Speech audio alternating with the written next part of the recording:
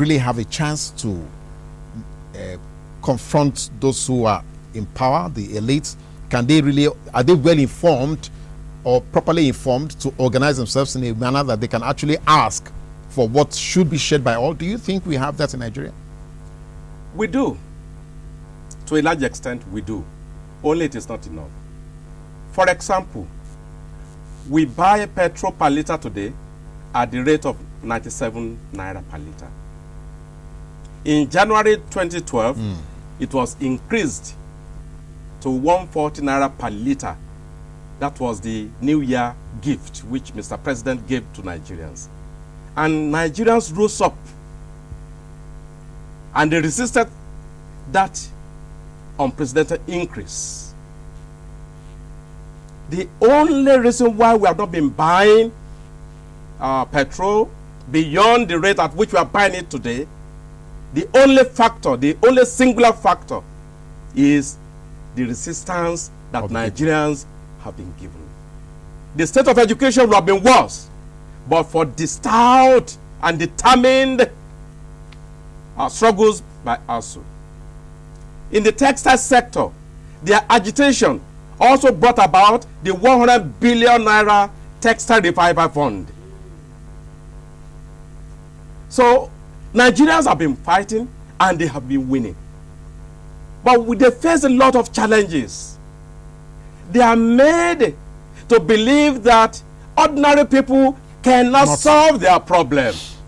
And what we need to reiterate is that just as there is a relationship between politics and poverty, so also there is a relationship between change and development, between change and politics. Politics creates and perpetuates poverty. For example, the National Assembly will determine the national minimum wage. That is politics. That is a political decision. While they have allocated 18,000 naira, decided on 18,000 naira per month as national minimum wage, which has not been paid in many cases, even by the governments. In the 2014 budget, on the average, a typical national legislator will be going home with nothing less than 533 million naira. Under a situation in which a person earning the minimum wage of 18,000 naira will just be earning about 200,000. No, comrade. Naira. Are you saying 530 something million? 533 in a year? In a year. That is based on their remuneration alone. And let me analyze. In the budget, the personnel allocation estimate for their salaries and allowances, 150 billion. They have constituency project fund, 100 billion. 150 billion plus 100 billion, that's 250 billion. The total number of the national legislators is 469. Divide 250 billion by 469. You have nothing less than 533 million naira per person. A typical national legislator. Now, ordinarily, one should not have added the 100 billion meant for constituency projects. Yes. But the tendency is that nothing is being done in many cases with the constituency project fund.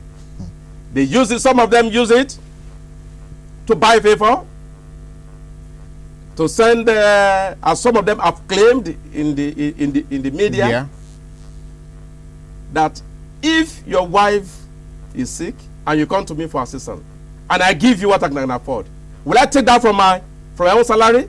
I take it from the constituency project fund.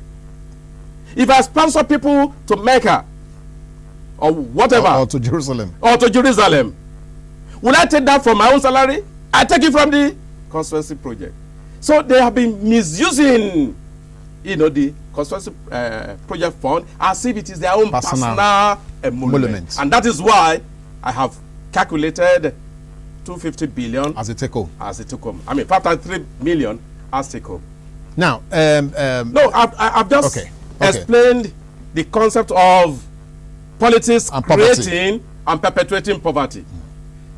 Poverty is a creation of the policies being made politically. Now, in the same way, there is a relationship between change and politics. Our people, the ordinary people, must also understand that if they organize and they fight, they can Make a influence the course of history. They can determine policies. They can change policies that are not favorable to them. And that is the challenge. Crux of the matter. That really is the crux of the matter. That is the crux of the matter. Okay, now, but before we come to that reality, because that's putting it on the street, before we get to the street level, because that is where the issue, the real issue will be tackled. So whose duty it is, therefore, to educate the masses politically? Is it the political parties that we have, or is it the government in power, or is it special interest groups like ASU, like the labor union, so whose responsibility should it be to educate the electorate, the citizenry, the masses, to say, okay, look, you have the power to make a change. You have the power to influence policies. Whose responsibility would that be? It would be naive to expect government or public officials against whom the change we advocate, will be to expect them to educate the masses about what they can do potentially. It will be naive. It is the people themselves who must come to a realization that they can only change policies, influence the course of history on the basis of their own initiatives, on the basis of their own activities from below. But unfortunately, the reality of life is that the people are subjected to miseducation on a daily basis. The dominant ideas in any society are the ideas of the dominant political group. In other words, the dominant ideas are the ideas of the government.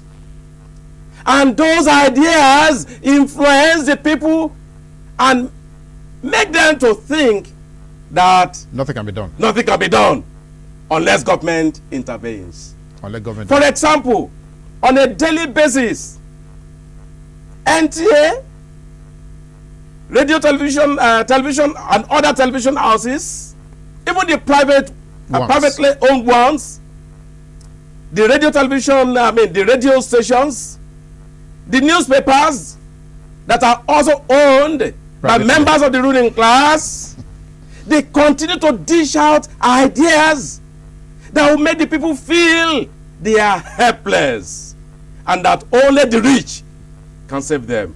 Whereas the contrary is the situation. It's only occasionally you may invite people like us to come and address talk on issues like this. Yes. The norm is that on a daily basis, television, radio, newspapers, people are bombarded by miseducation, which make the people to feel there's nothing they can do. But the reality is that it is only the people, when they are organized and they have a focus, that can change the situation.